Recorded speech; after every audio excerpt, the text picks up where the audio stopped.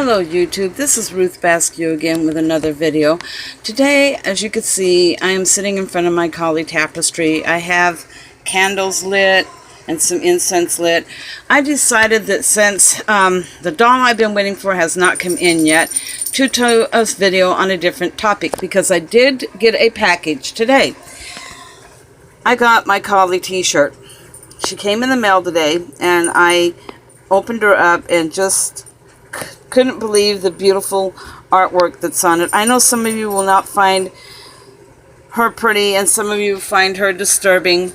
The fact of the matter is this is not really a violent picture, as in that she's killing humans. Those are not really human heads she is wearing, and those are not human arms that she has hanging around her. She was the destroyer of demons. So those are supposed to be demon heads and demon arms. And that there is actually the king of the demon's head that she holds in her hand. And the reason she holds a shell in her hand for his blood to fall into is because the story was that for every wound and every drop of his blood that hit the ground, more demons would come forth.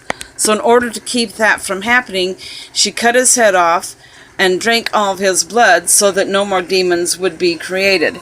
So she's not really being destructive of the humans. Her standing on Shiva is because of drinking the demon blood. She went into a frenzy and began to slaughter needlessly any living thing that she saw. And Shiva knew that the only way to calm her down and bring her back to his beloved consort again was to go out onto the battleground and lay down amongst the corpses, so that when she stepped on him, she thought she had killed her beloved husband, which of course she didn't. But in her sorrow and her anguish, her tongue lured out, and she then fell down and began to cry and mellowed out and became his loving consort. So destroyer of demons that she is, I find her as a warrior type divinity to fit my life, since I have had to fight for pretty much everything I've had in my life. I had to fight to keep my kids because of lies. I had to fight addictions in order to survive my life. I had to fight constant people telling me what I can and can't do, or telling me I'll never amount to anything, in order to go where I am in my life. So spiritually there is a bond with her. So anyway, we're not going to make this all about Kali, but I wanted to share my package with you guys and my t-shirt and a little bit about Kali. We're actually going to discuss my faith that I'm into today. For those of you who are just about dollies and you don't follow this path of Wiccan, then now would be the time not to continue watching. For those of you who do know about Wiccan and accept it and understand it, please stay tuned, because I have some really cool information here. So anyway, I am not just merely a Wiccan. I study dragon mysticism. And I started with the very first book I ever got on dragons, which is DJ Conway's Dancing with Dragons. This was the first book I ever got that actually gave information on how to deal with the dragon energies and how to dance and how to work with dragon magic and mysticism. And I got this book when it first came out, so this is actually an original first copy of the book when it came out. Okay, then years later she put out this book, Dragon Magic, and this is where I began to learn how to walk the inner rings and how to communicate with the dragons, and became what I am now considered as a dragon mystic. I keep these books because I go back to the magiek tale. I have places marked and constantly refresh my mind on it. Now this year I found this book, and it was Azure Dragon Wing that actually brought my attention to this one, Sea, Land, and Sky. And it's also a dragon mage's or mystic book. It tells you how to cast the circle, how to do rituals, the name of the different dragons, the elements, and the gods and goddesses that are associated with the dragons. So I'm now working on this one and have been doing a lot of the stuff from that book. And when we do our Book of Shadows, which is different than most Wiccans, we do what is called a Dragon Horde book. And what it is it's our Book of Shadows, but we call it the Dragon Hoard. This is my Dragon Hoard. I won't show you everything in it, but I'll give you a little glimpse of some of the stuff that's in it. This is the cover of it.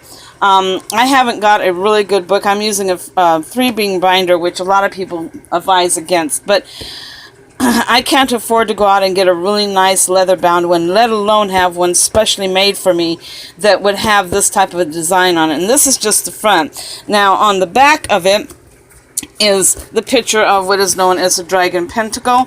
Now, because it is the pentacle is reversed, does not represent evil. It represents drawing down into, drawing energy into you, and accepting the knowledge that these mystical creatures have to offer me. So that is the back of my book, and this is the front of my book. And inside, as you can see, I have written a few things, like the book, which is written by me, some topics in here on me, basic dragon ritual, the dragon ride, which, much like the Wiccan ride,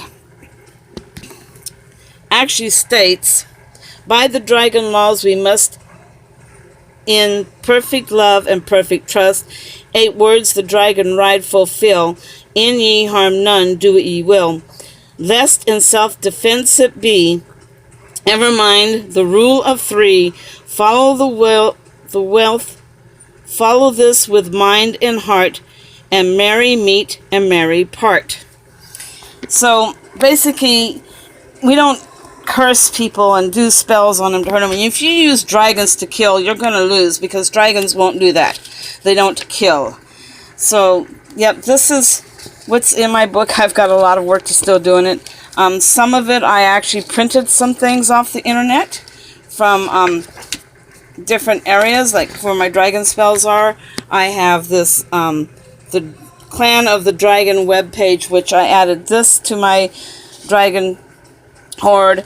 I'm working on drawing dragons to add these pages into my book. I have pictures of, well, some would call that a Naga or Medusa. I look at it as a water dragon, half human, half dragon. It's my collection of things that I believe and practice in, and what I'm following at this point. I wanted to share this with you out there in YouTube land, because I think it's always a good idea that people should know each other, and I don't want to be known just for my dolls. I do have a deep spiritual belief in the dragon mysticism. My altar has dragons on it. As you can see, those two are my 2 main dragons right there. I have little dragons over here. I don't know how well you can see those. And I have some up here, and my crystal balls up there. And yes, that is a game piece from a game that I play, which is Skylanders.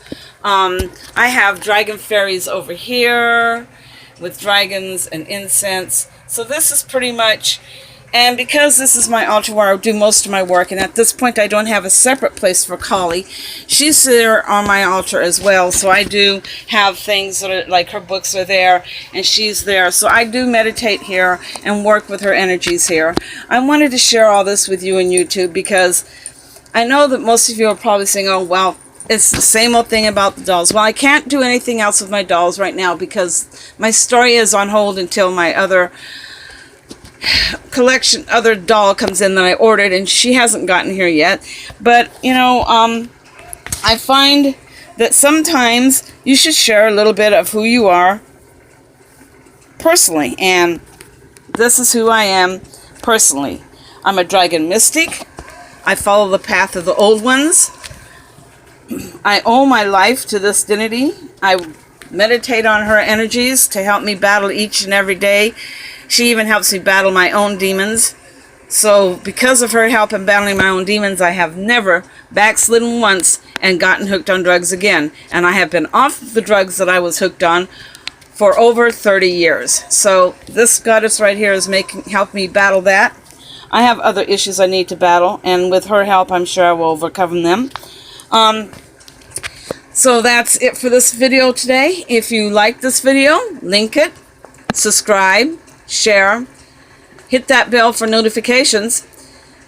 You're welcome to leave comments below, but please be nice. I don't appreciate rudeness. I will listen, I will read the comments and take into consideration what you all are saying. Not necessarily that I may follow a lot of them.